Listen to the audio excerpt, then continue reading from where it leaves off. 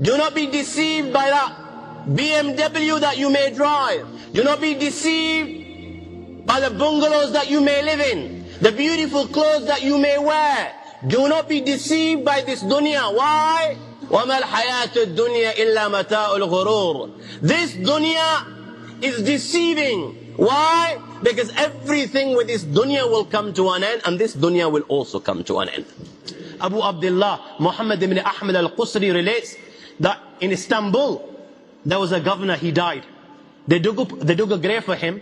When they were on the verge of lowering this body inside the grave, do you know what they saw inside the grave? They saw a black snake waiting for him inside the grave. They were terrified. Naturally, they were terrified. They didn't want to bury this guy inside this grave, so they dug another grave.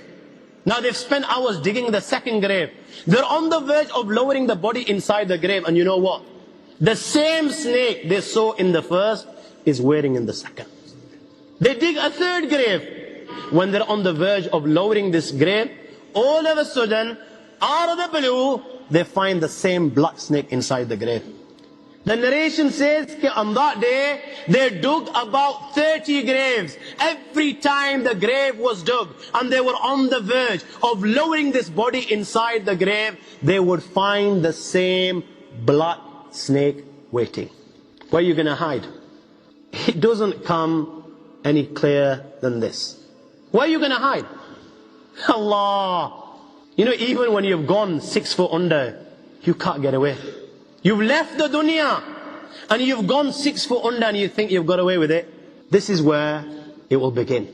You know, fed up after digging so many graves, they consulted the ulama. What should we do with this person?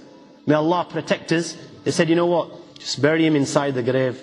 Leave the rest to Allah subhanahu wa ta'ala. And they buried him.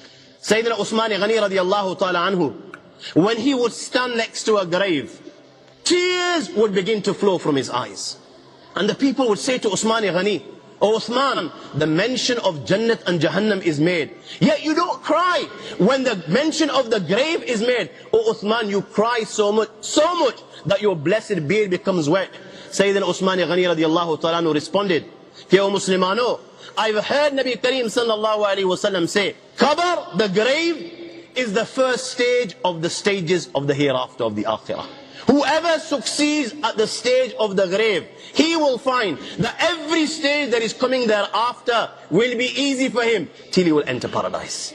But if he doesn't succeed at this stage inside the grave, he will find that every stage that is to come thereafter, the plane of resurrection, the accountability, and then Jannah and Jahannam, he will find that every stage thereafter will be zillions and zillions of times more difficult.